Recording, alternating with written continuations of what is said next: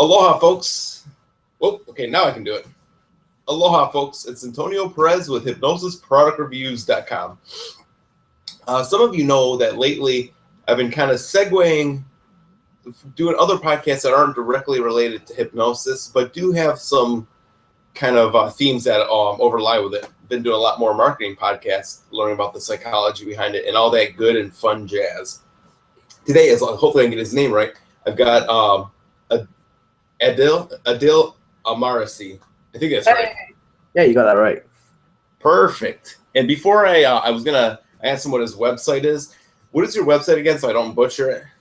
It's just my name. It's Adil Amarsi. That's ADILAMARSI. And I'm sure I'll put up a link somewhere and be like, "Hello, here's my site." You should just grab a piece of paper and just like hold it up so people can see.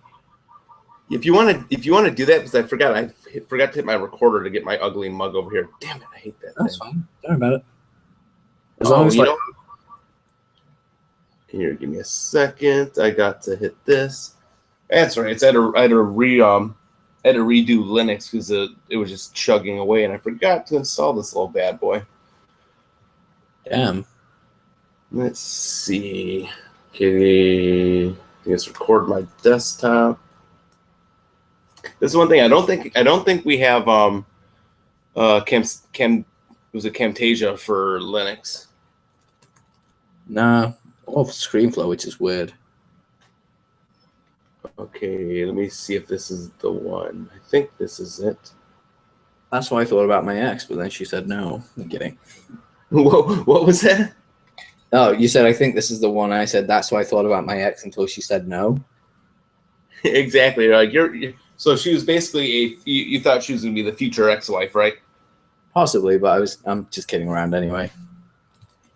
That's good. Don't worry. We can say whatever. So this is going to be the unofficial part of the podcast. All right. That's awesome. I've got a stupid-ass song stuck in my head right now, and it's really annoying me because it's not even the right lyrics, and I know it's not the right lyrics. Oh, no. It's the mess. It's the, like, I'm a huge fan of BuzzFeed. I love the BuzzFeed videos. Yeah. So because of that, there's a thing there, like, you know the song Secret Agent Man? Secret Agent Man. Yeah. Yeah. Don't get me started. Someone actually completely butchered that lyric by saying Secret Asian Man, and you see Eugene, who is Asian, like pop out behind, just like give the eyebrows and walk away again. I was like, damn it, Eugene. I'm straight, but I would totally do you. Like, damn it, Eugene. Here, let me see if I can record my. Oh, that's right. This thing's a pain in the ass. Meow. Wow. Wow. Wow. I'm over here, dumbass. Stupid cat. Let's see. Get your face recorded. Yeah, that'll be good enough. Okay. Record. Okay, cool. That's recording. So I'll put my ugly mug back on.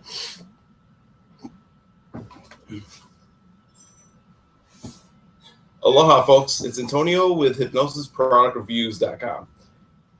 Some of you know that lately I've been doing kind of segueing out of, not totally segueing out of hypnosis podcasts, but I've actually been doing a lot more podcasts with different online entrepreneurs, marketers, etc. And the funny thing is, I like both fields. I love the therapy, hypnosis, NLP, and marketing. So there's a lot of themes that kind of they cross over. Oh, by the way, that was my my other voice just talking in the background. Today I'm interviewing Adil Amarasi. I think I got You actually got it right the first time. You got it right the first time, dude. It says Adil. Okay. Adil. I'm so bad with names. Dude, don't worry about it. We'll just kick it off from here and have fun. I should be good with names considering I live in Hawaii and the names here are ridiculously long and complex. Okay, you gotta give me an example of a Hawaiian name. Oh, geez, Pete. This is where you put them on the spot, folks. Yeah, you put me on the spot. A lot of times you'll get a Hawaiian name that's super, super, super long, and they know it's too hard for everybody to pronounce. So some name that might be Kaili Kahanu. God, I hope no Hawaiians are watching this and gonna look at me like, you son of a bitch. But it's like a long name that they shorten down just so it's easier for everybody to say.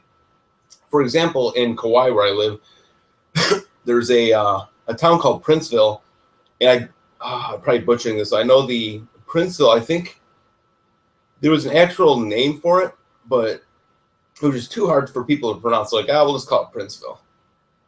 In Princeville, that's where all the really rich, somewhat snobby people stay at. Fair enough. The affluent crowd. Yeah, and the affluent crowd. And I hope that John Benson isn't watching this one because I did a podcast with him. I know he said he stayed up in Princeville at one point. So, John, you're besides everybody else. No, include John Benson. I'm kidding. John's a cool guy. I really like him. Yeah, he's cool. Hey, John, do this because I know you will, because I'll make you. Yeah, definitely have him watch this. Yeah, you should have heard him. He called Jeff Walker. I'll send you the podcast. I'm not going to say what he said, but it was hilarious. Oh, dude, come on. I want to know now. You better watch a podcast. I'm kidding. I'm all good with that. Cool. So, right. Shall we? I've got to do my website thingy, don't I? Because you told me to do that. Because I'll butcher your name. All right, cool. So, for people who want to know more about me, if you head on over to adilamarsi.com, that's adilamarsi.com. Hell, if you just Google me, I'll come up. Yeah, just hit me up. Look out for my blog. My blog looks horrible right now. I updated the theme and everything got destroyed. So in September, I'm rebuilding it, so it looks really snazzy. But now it just looks horrible. So there's not even an opt-in box. How messed up is that? There is no way to get my stuff on there anymore. It's kind of funny, if you've got somebody that's good at marketing. And then you look at the website, like, what happened? Like, oh, sorry, there was a server crash. Something happened. My personal favorite, though, is I actually updated the theme. I just didn't back it up. So I updated it. I was like, oh, crap. I've got to find rebuilding time. We'll go do this. But personal favorite is I've actually noticed some of the greatest markets out there have the shittest websites in the world. And the reason is because they have no time to do it. It's always the service providers with the bad websites. You'll see some like product lines. They're great. Their site looks good because they spent time on it. You see someone like a copywriter, Marshall Wayne's branding service, which he's actually worked on, thankfully. John Carlton is just a very basic blog, but it's full of content. Yeah, but that's the thing, though. John's blog looks beautiful for who John is. John is that blog, essentially. That's what he lives like. He's a very, no offense, John, I still love you. And even though we have, I've got to get him back on the podcast this morning. It's been so long since I spoke to that guy. But being a big influence of mine, John actually has a very natural kind of, how do I put this? It's a very straight to the point blog. There's no bells and whistles. It's like, just go do this, you dumbass, or I'll kick you in the ass. That's exactly. He reminds me of Red from that 70s show. If you ever watched that 70s show, he reminds me of Red. Yeah. Just, comes up to people going, you're a dumbass. Do this. Yeah, very funny. It's a loving Can you give my audience of millions of people that I imagine I have, maybe got a couple people kind of poking their heads around, can you give my audience a brief background of who you are and how you came to be? All right, cool. So do you want my story or do you want just a quick overview? It looked like you were giving me the doomy eyes just now. I always give you the doomy eyes. I can't help that. Perfect. If you can give my just a brief background. All right, cool. So I'll just give you guys a quick 5-minute version of my history of what I do. So I'm what you would call a persuader of the copywriting sense, but I'm also a salesman. My origins, so to say, start off when I was about 5. My dad was paralyzed for about 2 years between ages 5 and 7. And for the NLPers in the crowd and the psychologists and people who love this kind of fun stuff, you know that your brain doesn't fully form until you're 7, right? So for those 2 years, I got a crazy-ass education by watching Billy Mays pitch on QVC 2 hours a day, 6 days a week for 2 years. Why? Because my dad loved watching QVC, and he was always on there. So for 2 years, that's all I was bombarded with constantly. And then there was a show called Countdown in the UK, where it's a left brain show where it's entirely to do with numbers and logic and words. So you have 9 letters. You have to make as many points based on how many letters you can make. from those 9 words. Sorry, you got 9 letters. You've got to make words with as many letters in there. So like, if you get a 9, it's amazing. But if you get like a 6, then you've got to like work out how much it is. And they've also got numbers games. So imagine that coupled in with selling. Your vocabulary grows very quickly as a young man. Or a woman, actually, if you were a girl. I was a guy, so yeah. Fast forward to being 12, I get told by my teachers that he's really good at what he does. The only problem is that he can verbally articulate things. He just can't write them down because he's a perfectionist, and it'll take him hours to write the simplest thing, which it did. From there on in, the most weirdest thing happened was my parents, at this point, my dad could walk again. My dad had gone to a business with his friend who they were doing imports and exports, and they used to actually ask me to go ahead and spend an hour a day there just practicing my penmanship. And because of that, I actually got really good at writing stories. Now, while I'm writing these stories, series of events, I start doing Thai boxing, I start doing other martial arts. I kind of draw away from it, but I always write stories on a daily basis. When I'm 18, I start a network marketing company. I get a lot, it's good, and then some stuff happens. Sorry, I almost swore there. Some stuff happens, and I end up leaving that company entirely. Now, around the same time, I'm 18 years old, and I'm living at home, and my dad hates the fact I was in network marketing. He turns around and says, why don't you get good at doing something like hairdressing or like a hand skill, like, painting or decorating. And I said, I really want to go into sales. He goes, well, you know that we used to write all the advertising. What we used to do is we used to have a copywriter that we used to send all the stuff to. Fun story, we used to actually take your stories down to these guys and give it to them as a way to actually use. Fun fact, they used to take my stories, add a headline, and tweak all the spelling mistakes I made, and throw in a close, because I've got ADD and dyslexia, so it's fun, right? They threw in a close, and they used to mail out my stuff all the time, which is why my dad built up his company the way he did. It was because my stuff converted at such a young age. And so how big of a royalty check did he cut you? None. It was either that or get an ass whooping, so I was like, I'll take nothing. It's okay. Oh, okay. You sure we don't have the same parents? Why is that? Yeah, getting the whoopings from time to time. I think that's just evident of every parent, really. I mean, yeah. I don't think I've ever met anyone. Well, I've met like 3 people in my entire life that were from an ethnic-ish background that isn't Caucasian. There are some Caucasians that have had this, but I only say that because I don't like saying white people. Because it sounds so weird. I'll say it, white people. Fair enough, white people problems. I'm trying to be nice here, but screw it. We'll throw that out the window. I've met very few white people that got as many ass whoopings as like ethnic minorities did. Like we just got like your parents, your dad was not afraid to kill you. If there was 2 of you, he was not afraid to kill you and raise the other one. That's basically what it was. I love Russell Peters' take on it. It was always like Russell Peters had a younger brother, and his dad would go. His theory was, well, I'll kill this one, and then I'll raise the other one because the other one will know how much of an idiot this one was. Oh, that's great, dude. They had me cracking up because it's like, we had. God, I'm surprised. I don't know if I gotta ask my parents. But like, we have 5 kids in our family. I'm like, did I have any older brothers that I just don't know about because they were idiots and they didn't learn the lesson. Just whooping and ass whoopings and such.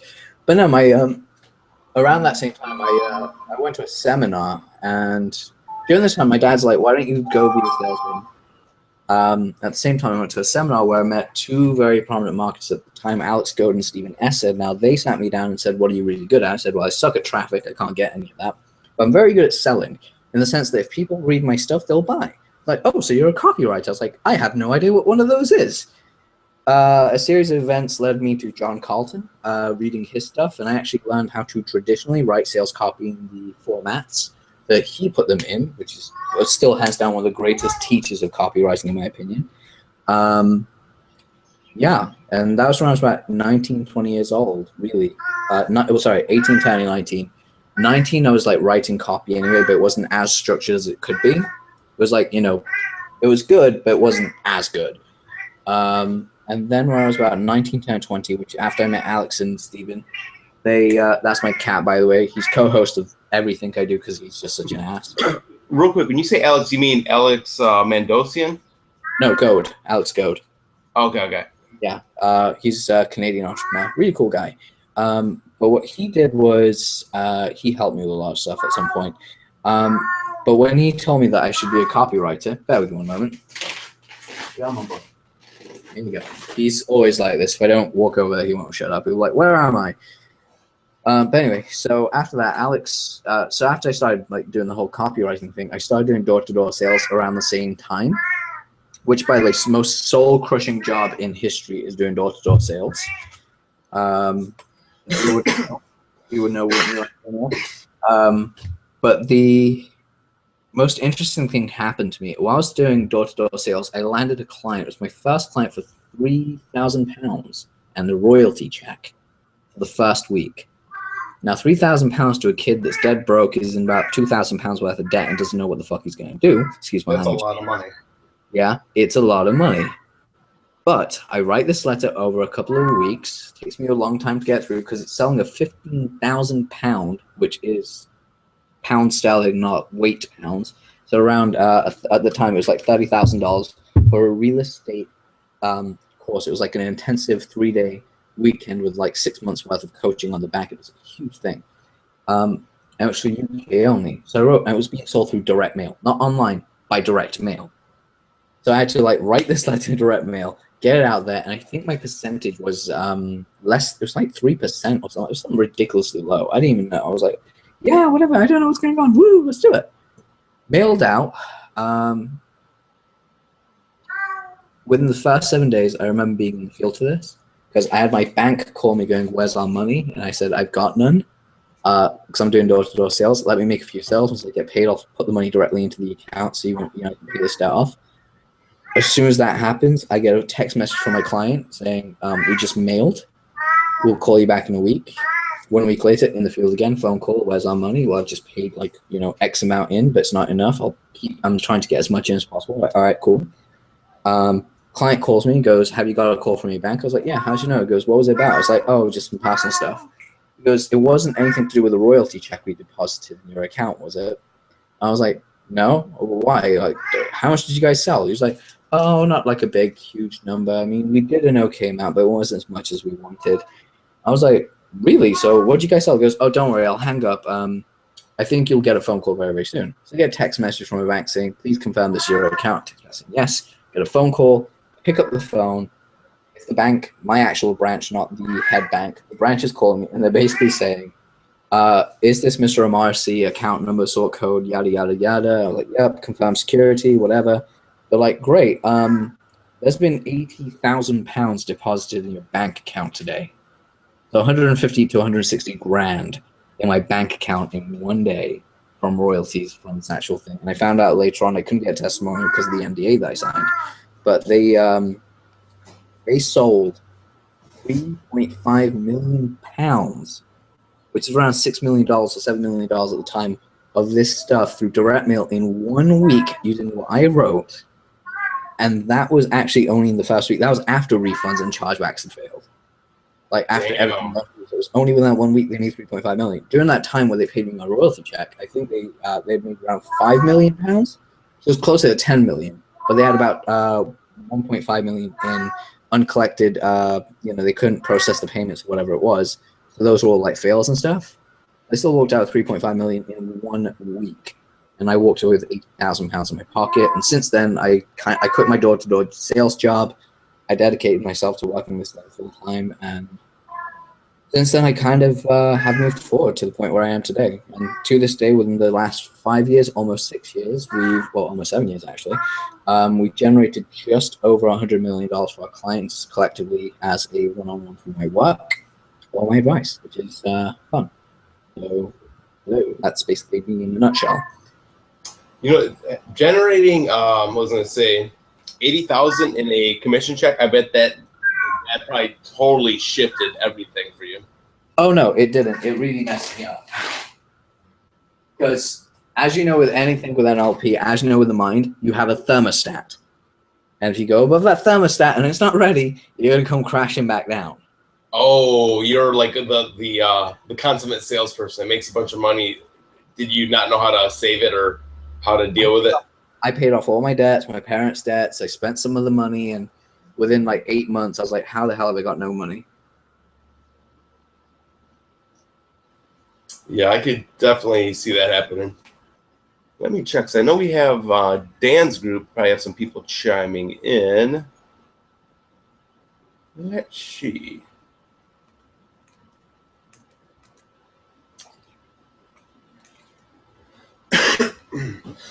And I must say that beard you have is pretty epic. I'm sure that beard helps you to write some compelling copy. Sometimes I've always had a goatee. I actually believe my goatee is the source of all my power. So yeah, without one, I just look weird. You need a goatee always. But the beard is a new look that I'm trying out. Not because of you, Dan. Simply because I kind of I needed a beard at the time and I got lazy and it grew out and then I just didn't shave it. And then people kept saying it looked good, so I kept it. And what's your nationality? Are you East Indian? No, I'm actually mixed race, like ridiculous race. How do I put this nicely? I'm basically mostly Indian, like East Indian. I don't even know why they say it's West Indian. It's weird, but I'm from like the place where it's called India. That's where my family hail from. But I'm also Tanzanian, like 1/16 Tanzanian, African, and I'm Arab and Mediterranean Sicilian. Let me guess. You're part African from the waist down, right? Ha! I will neither confirm nor deny that. Okay. So everybody, I should give everybody a warning now. I should give it from the podcast. There might be some questionable material. Well, it's me that's on this, so yeah. Yeah, generating $80,000 for a kid. And you were what, 20 at the time? I was just turned 20, like a week in from turning 20. Oh, I bet that just like kind of really shocked you at your core.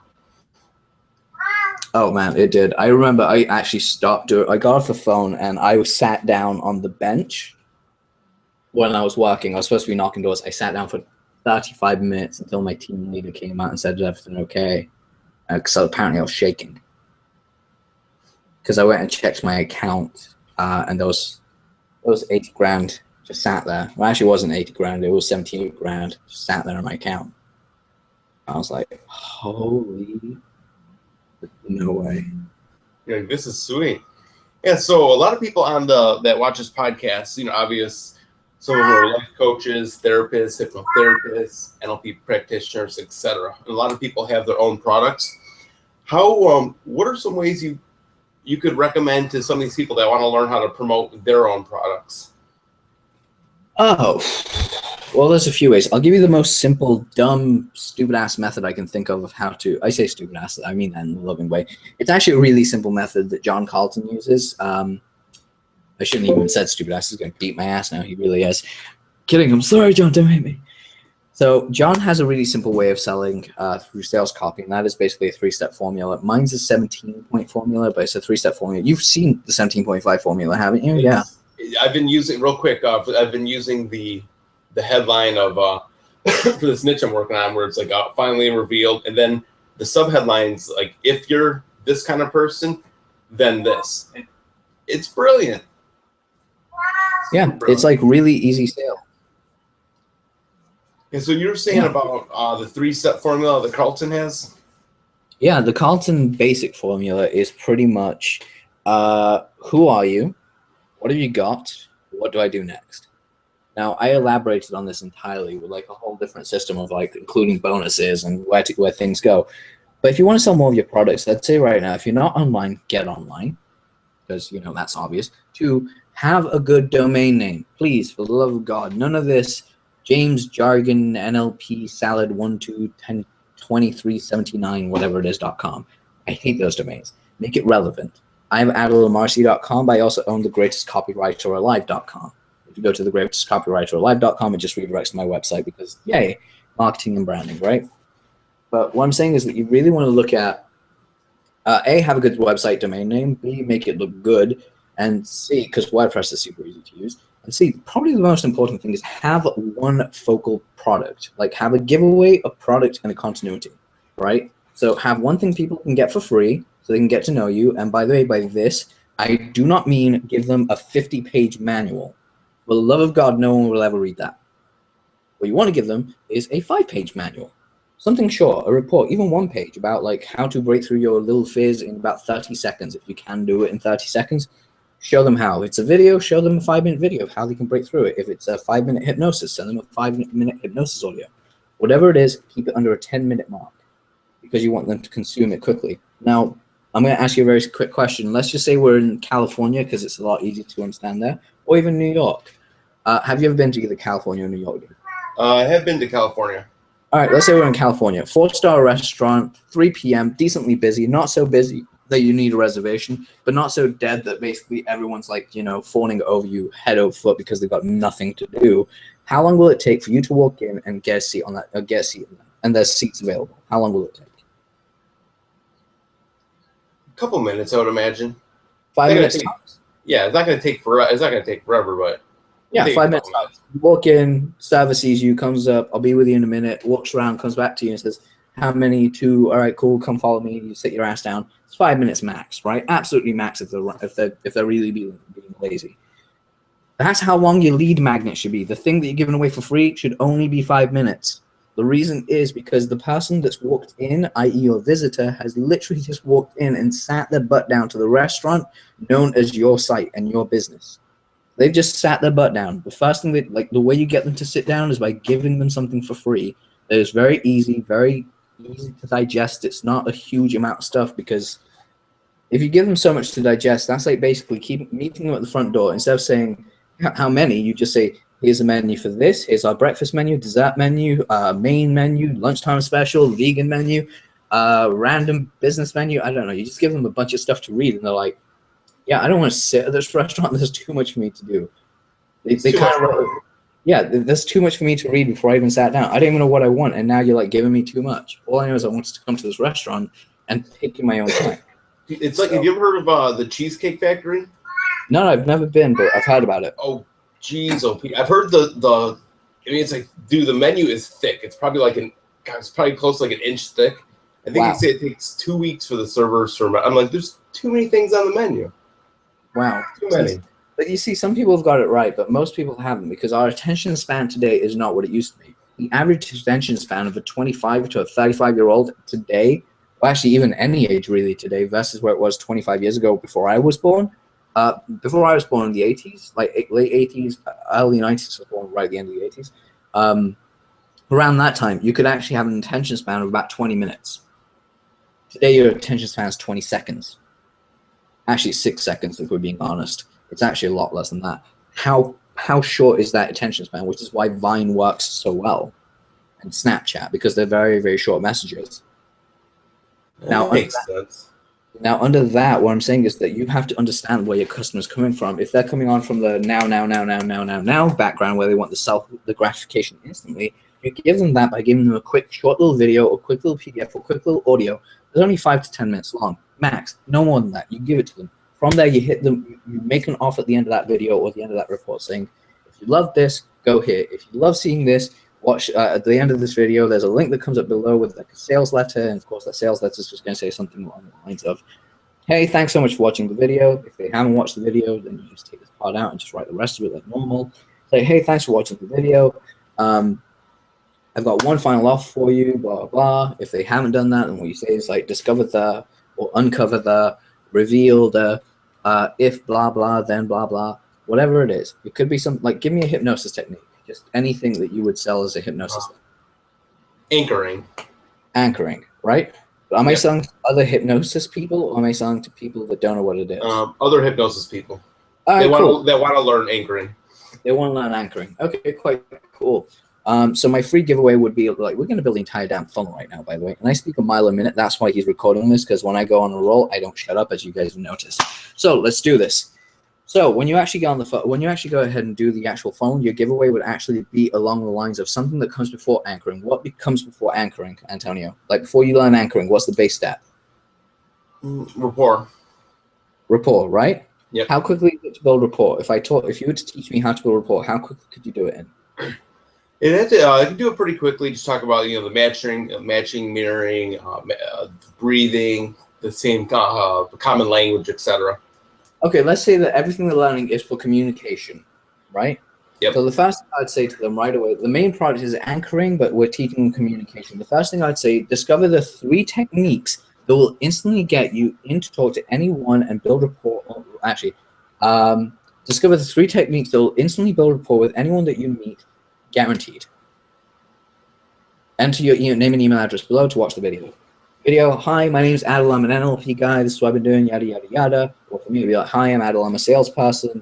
Or hi, Adil, I'm a great copywriter, or I'm a copywriter, I've done this, that, and the other. Short little introduction, nothing too big. If you're writing the PDF, skip who you are entirely, by the way. Only do this if you're doing video. And the reason is basically you can build up that rapport via email, which is fine. If you're on video, it's so much quicker, just do it and get it out of the way. So my name is Adil, and this is what I've been doing. For the last 14 years of my life, I've been doing nothing but sales, talking to people, making friends, being a comedian, actually going on stage, being a voice actor, being a Thai boxer, an MMA fighter, and all this, that, and the other. All these different aspects of my life have always needed me to become friends with people so I can travel to their places, stay at different houses, or even go ahead and just make sales and money and have food in my stomach. Understanding how, or even go on dates. Anything that you understand is what I'm about to teach you. You can use it for good or evil. I prefer you use it for good because you can always build massive rapport and it always benefits everyone. So here are the 3 tips. Tip number 1, have a stronger frame. By that, I mean be more certain. When you're more certain, you'll actually have a better communication. The more certain, stronger frame will always win. The reason is because they know what they're saying is true, and be integral to who you are because that is how you get a strong frame. Number 2, you basically go ahead and have mirroring, meaning if you have a stronger frame and you're talking to them, or if you have a weaker frame even, and you're talking to them, start mimicking what they're doing, but not in a way that's you're making fun of them, but in a way that's kind of like mirroring them, as in to say, if they put their hand on their chin like, don't go ahead and go, like that. Don't imitate them, but just go ahead and just gently lower down, like lower, put your hand down so it kind of shows that you're mirroring them. If their feet are facing you, face their feet as well, like make sure your feet are facing each other, or if they're not, make sure your knees and lower body's facing them and turn your body around if they're going anywhere. It shows that you're actually interested in a conversation with them. The third step here right now is basically go ahead and ask questions. If you want to build rapport, ask questions and bring up common ground. The 3 big ones that people say always avoid are religion, politics, and I can't remember what the third one is, income or some bullshit, or race. I can't remember what the third one is. But what I always say is actually do things that make you happy. In the sense of if you're funny, go ahead and be funny, make a joke. But make sure that you do it with confidence. If you tell a joke and you half-ass that confidence, it comes off offensive. It's like if I walk around saying I'm a chocolate-covered terrorist, people will laugh because they're like, oh my god, I can't believe you just said that. But if I said, oh yeah, I'm a chocolate-covered terrorist, people will go, what the fuck's wrong with you? Like, go ahead and get him arrested and some shit because it's not funny at that point. Only drop jokes where they're appropriate, because they have to be. But having humor and actually intellectual conversation, bringing up common ground between the two of you will actually make massive difference and importance between how you work this thing. Now, now go ahead and apply this. And by the way, if you completely loved what I've shown you in these 3 tips, I have something that actually takes this to a whole new level. Now, this is very, very base level. Like, this is level 1. Let me show you how to get level 2, 3, and 4, showing you through something called anchoring. Now, anchoring is a very powerful module. The simple reason is a lot of people can teach you anchoring, but very few people can show you anchoring in a way that's easy to learn, applicable, and you can get it done in the next 25 to 45 minutes. It's a very short PDF with video demonstration of exactly what I'm doing. So here's what you do next. This is actually what it's going to be sold at $27. It's going to be sold at $47 because I actually completely like you. We're going to be doing it at $27, or because you got here to watch my video, we're doing it at $27 for you today. This deal will actually expire in 48 to 72 hours, so make sure you act now and get it today. There should be an order button that's popped up below this video. All you have to do is click, yes, Adil, I want the anchoring videos, and underneath that you'll see a bunch of testimonials from previous students. I look forward to seeing you on there, and of course there is a 30-day to 90-day to 190-day money-back guarantee, which basically means that even if you learn everything that's in there and you apply it and you actually enjoy it, you keep it and you get the great results. But if after doing that you don't feel like, hey, this is the best thing I've ever consumed on anchoring that made my life a lot easier, then all you have to do is send me an email through my support system, and we'll basically refund you the entire money, no questions asked, except for how could I make it better, and because of that, we'll even leave you a bonus. Take care, I'll see you guys on the other side. Done. That is your sales pitch right there, and your video. Completely done. That was brilliant. And you don't, I know you have to have some background in NLP, considering. None. Okay, but you know some of the terminology and whatnot, I would imagine. I only know the terminology because I've written copy in the NLP community. That is the only way. I don't know what any of that meant. I know what some of it meant, but I was going from more the dating side of stuff when I used to write and teach dating. But what's really interesting, though, is, believe it or not, I pulled all of that sales pitch out of my ass. That's what I thought. I was going to say out of your head, but Either one. And chocolate covered terrorist. Wow, that's a good one. My friend calls me that. She literally calls me that. She never texts me. She just tells me. She's like, "How's my little favorite chocolate covered terrorist?" I'm like, "Seriously, woman, you're gonna get me arrested one day. You do know that." I know. She just looks at it and she goes, "I know, but don't worry. You're with a cute little white girl. You'll be fine." Oh, don't you mean Caucasian? I don't care at this point. Okay, white girl. Minnesota. Yeah. It's fine. She's a little white girl. She's awesome. She's actually texting me right now, going, "Good luck on your podcast." Wait, thanks. Good luck on the podcast. This is like one of my friends. It's brilliant. But anyway, what I was going to say was that, like, now what you do is as soon as you solve that, you have a continuity follow-up. So they paid you $27. How do you get them to pay you more so you have a lifetime business coming in? What you basically say is, right, what's the next steps from, like, level 4, which is now you've ironed down, got anchoring into the body system. How do you go ahead and expand on it? Well, you just basically say to them very, very simply, either in a lecture or a video again, "Thanks so much for getting this. Now we're going to be delivering the thing over to you. It's on its way to your email address inbox, as well as the logins that you need for the membership site area or the downloads on its way to you. Here's what I would suggest that you do. Before you do that, watch this very quick video that will actually show you how to take it to the next level thereafter."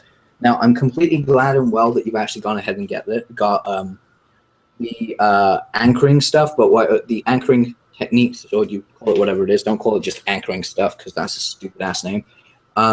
The anchoring modules in order to base 101, 102, and 103 to basically go ahead and make sure that you deepen down your anchoring ability and be able to build rapport and get what you want with your persuasion.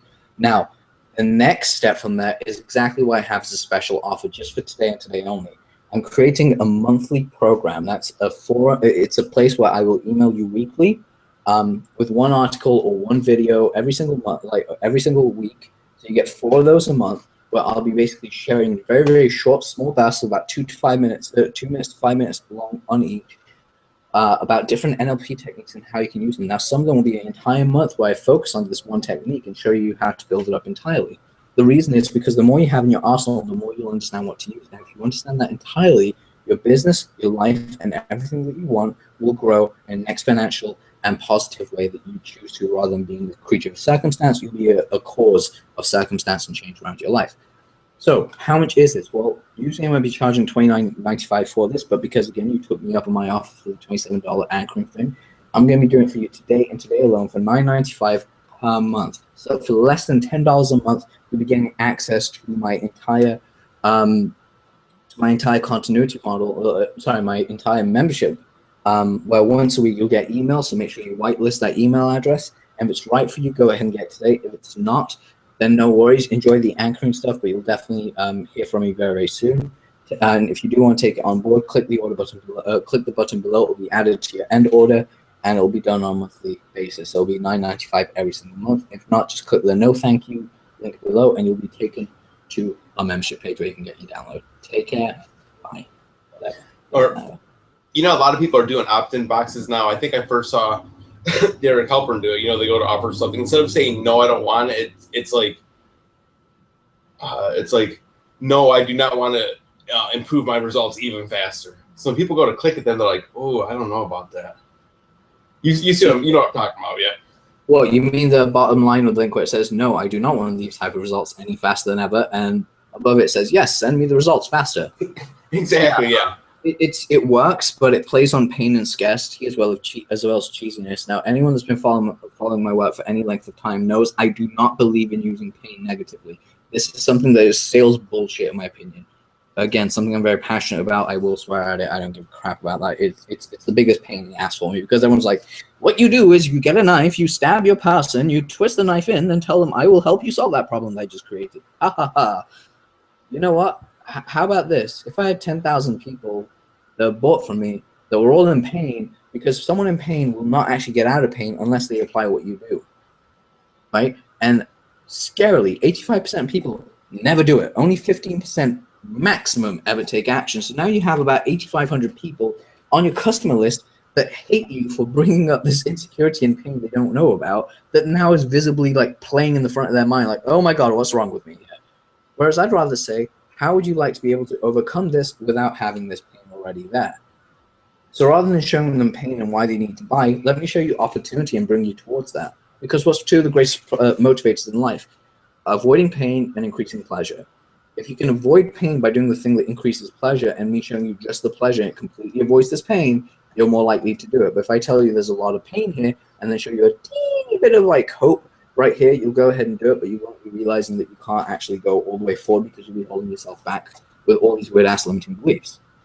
Okay, so you're saying for what's it? I think it's called attrition or whatever. I think attrition is a word for people that don't follow up through seminars, trainings, etc.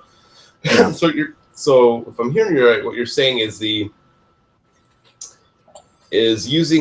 almost using a mix, almost having a. Are you saying it's better to use a mix, maybe a little bit of pain to kind of get them off the couch and then pleasure to move them?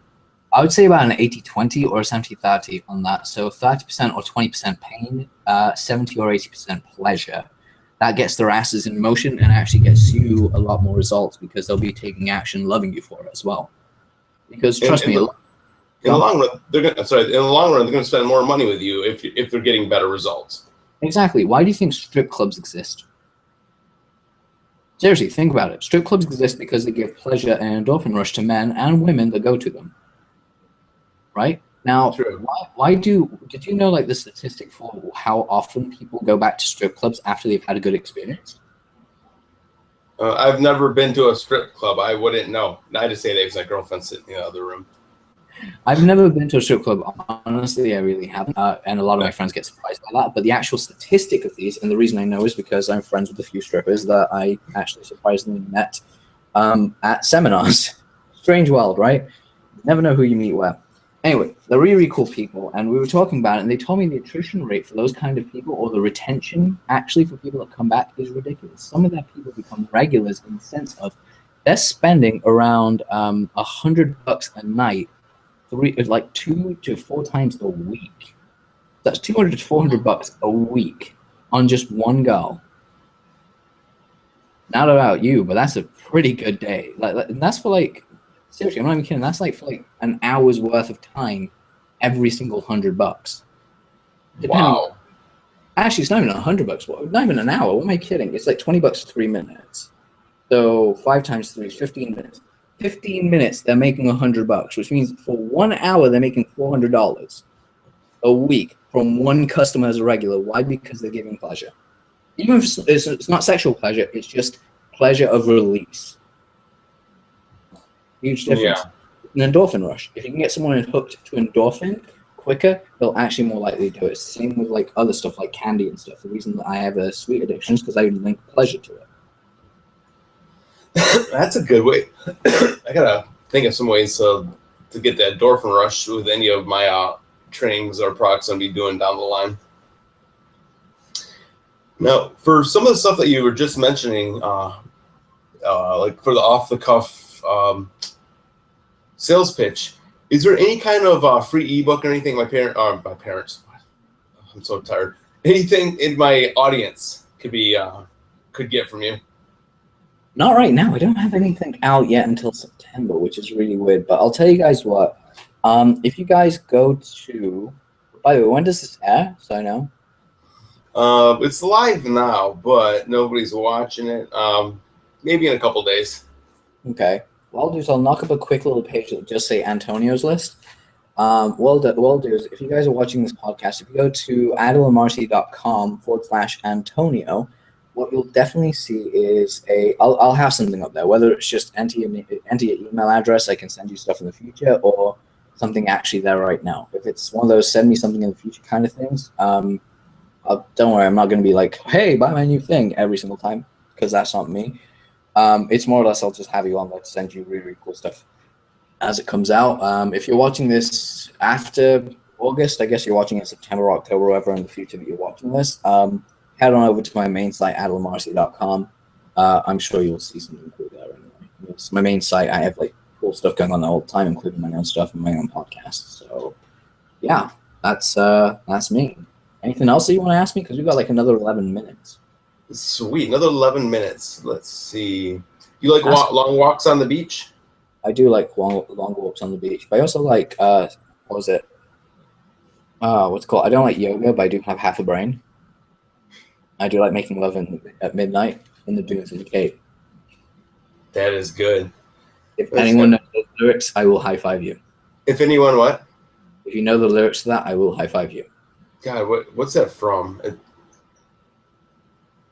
I'll have to Google it. Oh, come on. You know that it's such a classic song. If I just hum the tune, you'll know. Okay, do Like, hum it. Like, do do do do do do do do do do. I can't do it. Sorry. It's like.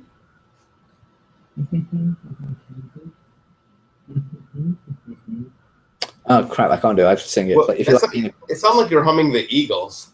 no, it's like if you like pina coladas, and like the escape song, escape. It's like if you like pina coladas, getting caught in the rain. Oh, okay. I'm not gonna sing it. I'm gonna say it because I'm not singing on this podcast. I don't blame you. I don't mind, but earlier I was singing "The Darkness." I believe in a thing called love because I was listening to like all the hits from like my teens because I'm weird like that while I was writing copy. So they put on like "I believe in a thing called love." I swear to God, one of my neighbors heard me and like texted me going, "Dude, could you stop?" I'm like, "No." Stop singing. Actually, I got a question about copy. So you seem like you have a good idea of how to write copy. Like me, one person I've been watching some of Chris Haddad's videos, which some of those are freaking brilliant. He's amazing. I love Chris. What's a good way to write some emotional copy? Ooh, what do you mean emotional copy? Because you asked me this question a couple of days ago on Facebook. Yeah, I mean, or something. Gone? That's right. I think you tagged Kevin Rogers is really good. And myself, repeatedly. That's right. You tagged yourself. Okay. By emotional copy, like something that's story based, like Chris's stuff, where it gets you really wrapped up into it. Studies. Okay. 3 tips I'll give you. Number 1, watch a crap load of good classic movies. We're talking The Godfather, Shawshank Redemption. Watch comedies as well. Watch stuff that's recent. Watch stuff that's old. Casablanca comes to mind.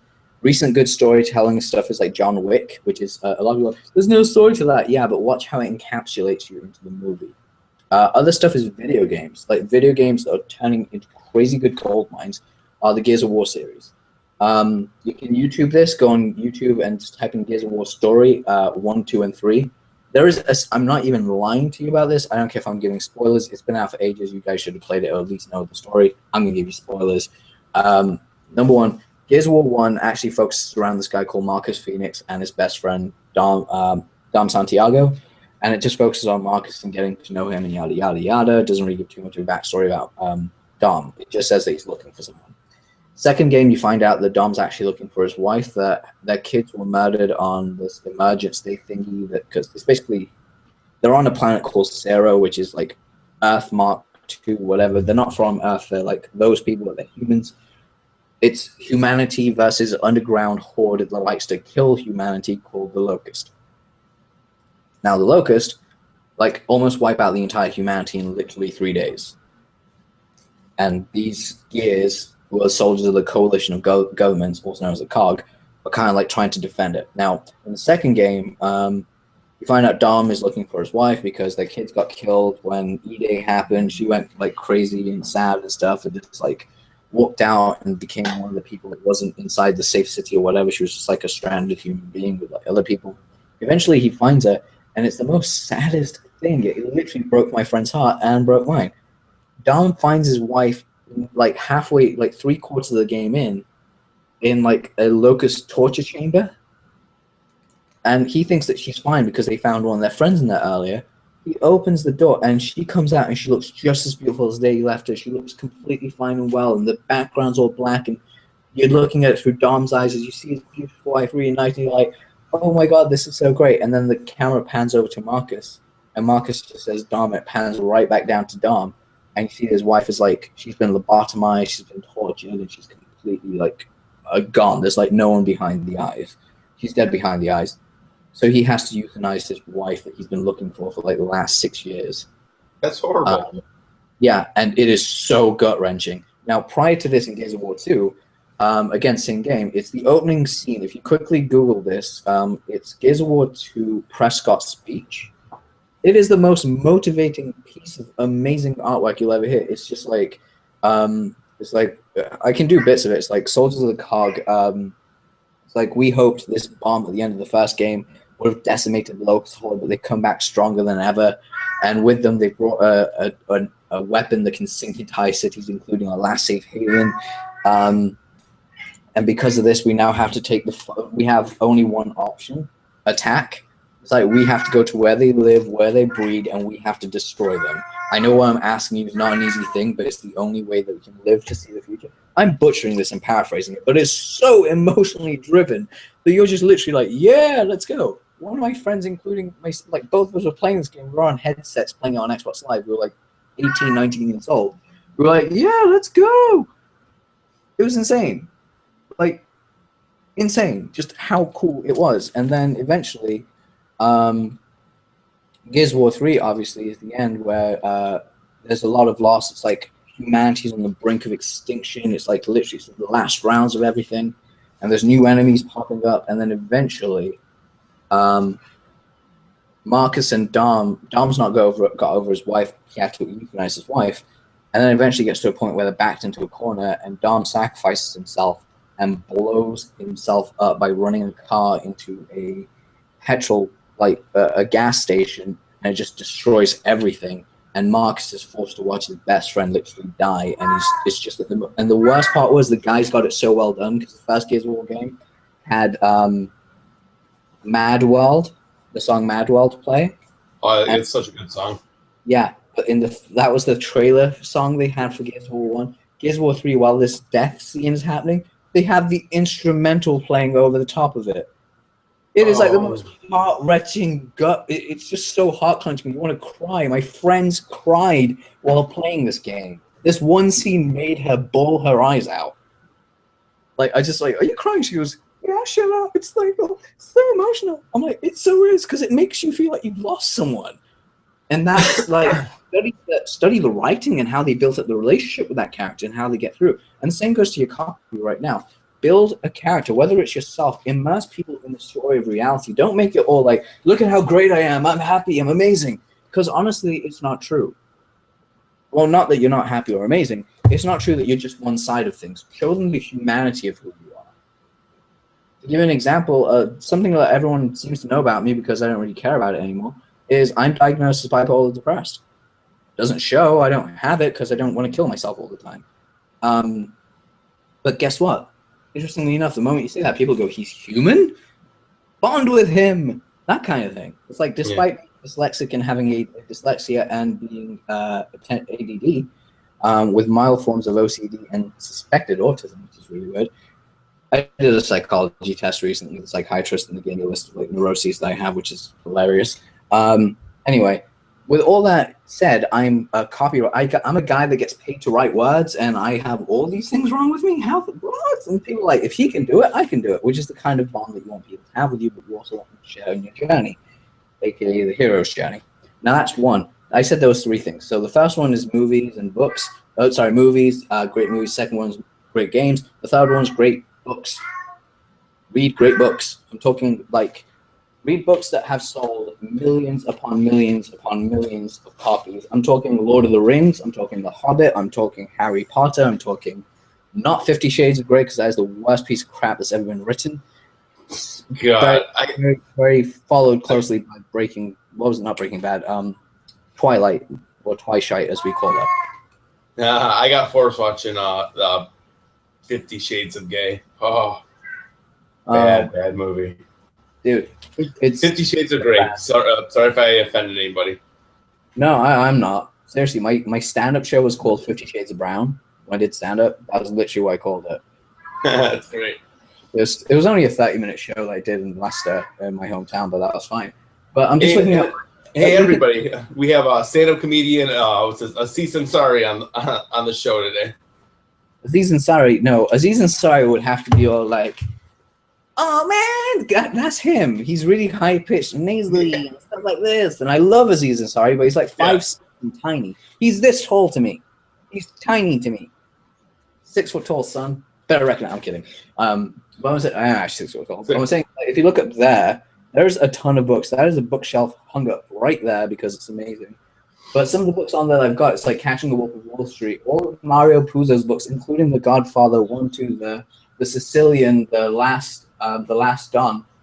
Then you got like your Charles Bukowski's. Read a lot of Charles Bukowski's. He's very emotional in how he gets things done. So those are 3 tips of how to write emotional copy. But the most important thing more than anything is start digging into your own past.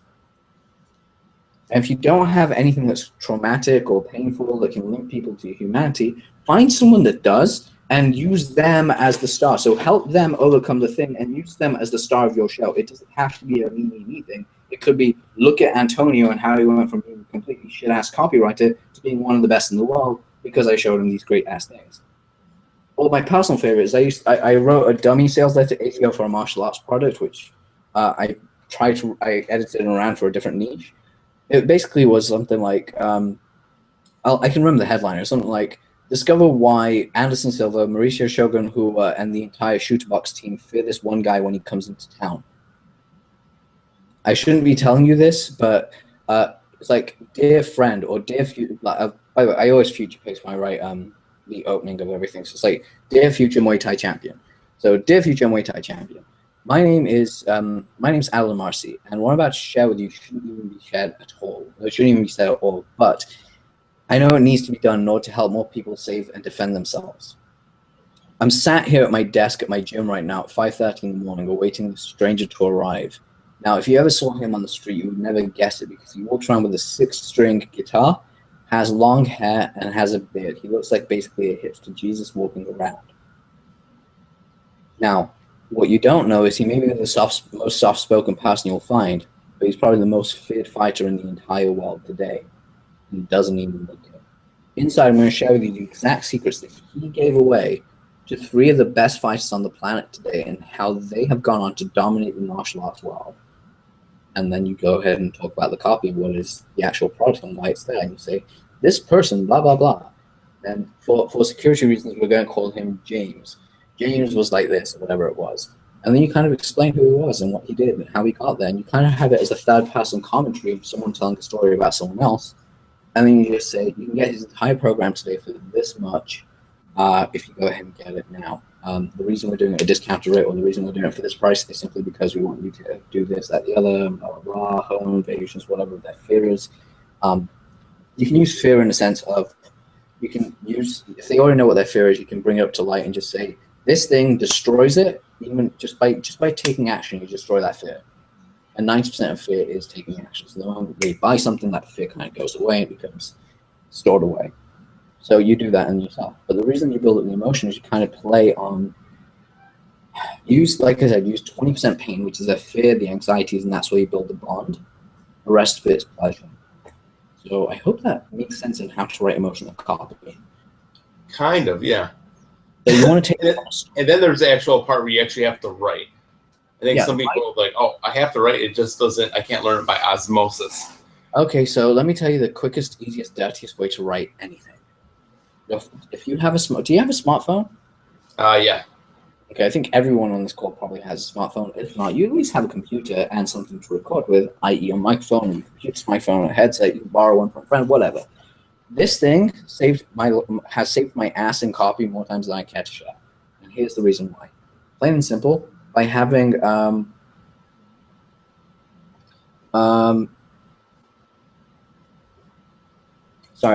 by actually having that, what you can do is you speak out your copy, you talk it out, and then what you do is you transcribe it verbatim, and then you go back and edit out the ums, the ahs, or if you've not used them at all like a smart person, you just go back and actually tweak it with all the stuff that I've shown you today. Like, don't ever use the word learn, because learn is the stupidest thing you can find out and say.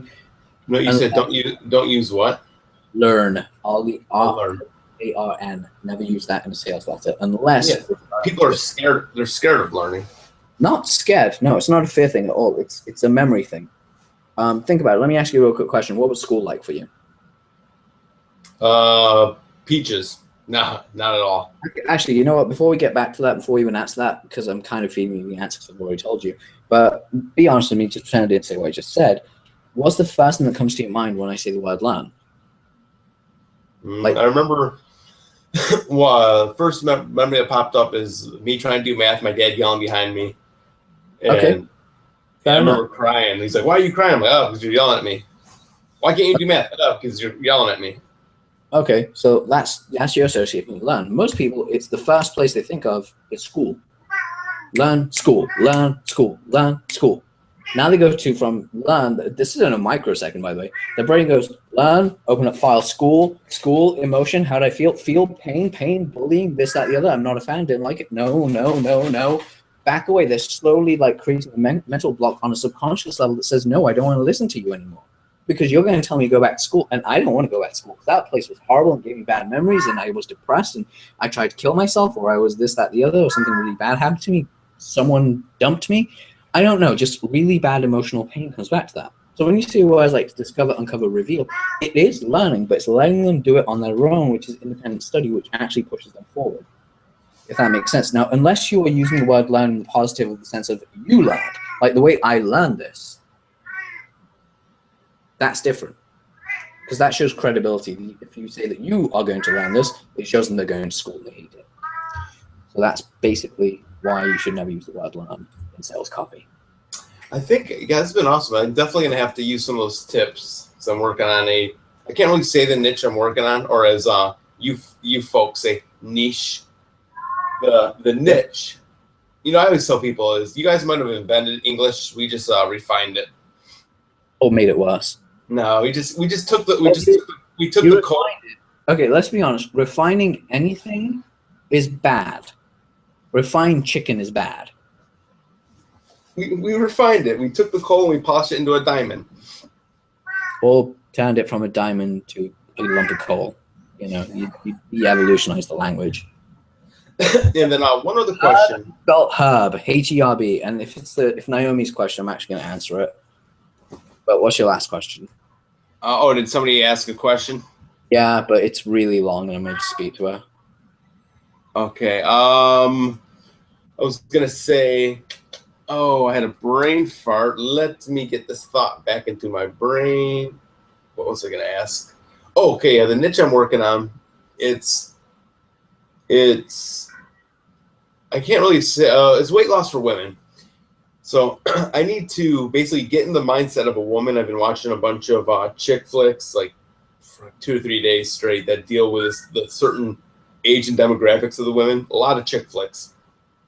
Reading tabloids, because tabloids are excellent for that kind of stuff. What are some other good ways? I don't know. Is there any particular way that you use? Because I'm planning on using some hypnosis techniques, like a deep trance identification, stepping into the role and trying to step into the person as much as I can mentally.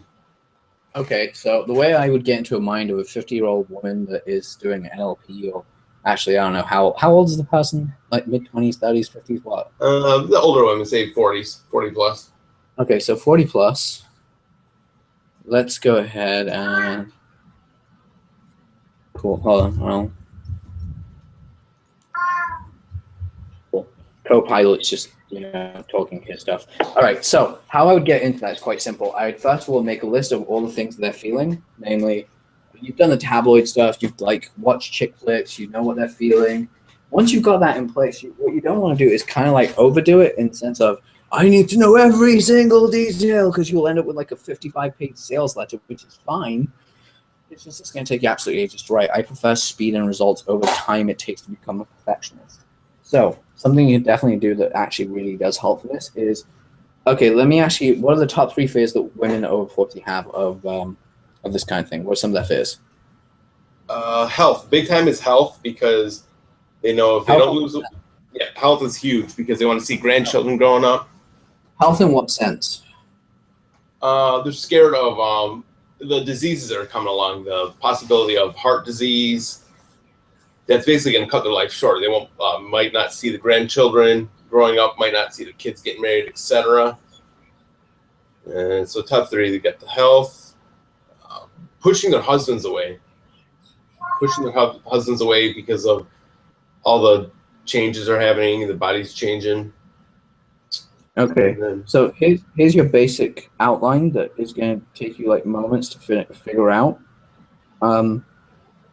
That is literally all the info that you would possibly need to get started, and adding the rest is further on. So if you can interview a woman that is in that target demographic, easy. But when I say you're interviewing her, don't interview her in the way that people interview other people, in the sense of, okay, I'm just going to listen and listen and listen. No, you wanna observe. You wanna see what their mannerisms are, because as an NLP practitioner, you know this. You can pick up a lot of sub modalities that people have from what they do with their hands, their bodies, their physiques, their faces when they talk to certain subjects. Their voices fluctuate between certain things and how their mannerisms change. That's what you want to have. You want to have that exact same thing. What you see them do, and you take note of it. Okay, when I mentioned weight gain, they instantly kind of dropped. If I said their husband's pushing them away, their smiles drop. If I said, "What's your sex life like right now?" and they're like, "I love him, but I can't sleep with him. Why? Because I feel disgusted in myself, and that makes him feel like I'm rejecting him, and thus my relationships are kind of like this. Look at how quickly they're going down that spiral path, and you identify where's the one thing that's actually stopping this. It's the attractiveness. Okay, now they're feeling about attraction. So how do you get a woman to be attractive? By losing weight. It's not the actual be all end all. It's actually confidence, by the way. But if you're actually building that, you want to build that into a module. So something you can really say is along the lines of, like one section of your sales letter would literally be along the lines of, actually, even your headline, are you a woman in her 40s and above that's basically gone through menopausal stress and finding that sex life is dying down no matter how much you want to do or how much you want to improve it? ... Discover discover how you can quickly get back into the best shape, get back into an amazing shape for your age, have your sex drive, have your attraction levels spike up, and feel the ultimate confidence that you longed for so many years come back fully inside you and ready to be through, like not fully inside you, but like come through you and basically project it into the world or something like that. And then you say, okay, cool. So I'm guessing you have a subject that you talk about that you've helped with, and you say, let me tell you about the story of so-and-so. You go back into so-and-so, and you find out every intricate detail. How's her sex life right now? How's her attractiveness? How often does she get hit on? How often does her husband or boyfriend or whatever it is, can they keep their hands off them? Is her boyfriend or husband the same age as them, older or younger? If that boy toy is like in his 20s and she's in her 50s, oh my God, that's a huge thing right there. That's the Samantha thing from Sex and the City. And most people in that demographic actually grew up watching Sex and the City. So they can relate to that. Use that kind of stuff to your advantage. Then you kind of break through the rest of the sales page and actually show them exactly what goes on. So you show all this pleasure of what your friends are getting and how they got it, and then you link your product to the fact that that's what they're feeling and how they get through it. So if you're feeling like X, where you feel like unattractive, like if you're ready to actually leave that unattractive, unhealthy, unstupid, non-sexual life of yours to go into a life where you're attractive, sexually active, feeling happy, and actually kicking menopause in the balls, the gal balls, you'll basically go ahead and actually have a much greater life, and you're linking all these feelings to your product and your what you do. So it basically goes ahead and creates a massive, I wouldn't say catharsis is the right word, but it's an emotional closure of what they can do, and plus a way out. It gives them hope as a way out. That's basically where I write your sales lesson. Boom. Brilliant. Drops mic, walks off stage. So how long have you done this stuff for? 2 or 3 days now? Yeah, pretty much. I just flew out the womb doing this thing. Not bad. Yeah, dude, I've heard some good things about you, and obviously the epic beard definitely set it over the top. So Dan, here, model off your beard, model off your glorious beard. Yeah, Dan, I don't know if you'll be able to compete against it. And it's slightly ginger too, so you got Viking blood. You got Viking blood to contend with. Oh, you have Viking blood in you too? Apparently so. That's what the doctors. Well, basically, when I went to get a DNA test to find out what my origin was, the fun thing was because I'm Sicilian. Part Sicilian, part Mediterranean. What they actually said was that because the Roman legionaries and the Germanic tribes mated during Caesar's time and actually integrated into Rome so much so that within like 3 generations you couldn't actually tell who was Roman and who was from German tribes that looked so similar. It's recessive genes, and it pops up with like the darker gingery hair, because I have like really ginger hair on my beard. It's ridiculous. Like my friends would look at my beard and go, "Dude, you're ginger." I was like, "I know." It's the weirdest thing. But you do have a soul, right? Of course I have a soul. Who else can move like me? Can't move like me. Yeah, so do you have any Mexican in you? No, I don't think so. I don't know, but Mexicans are like Native Americans / Spaniards, so no Mexican. You want it? You want any in you? I don't want to put In some though. Oh, it's good. Yeah. But anyway, Okay, I will wrap it south. Hey, thank you very much for jumping on the podcast, and I think we might have to do something down the line that's more geared towards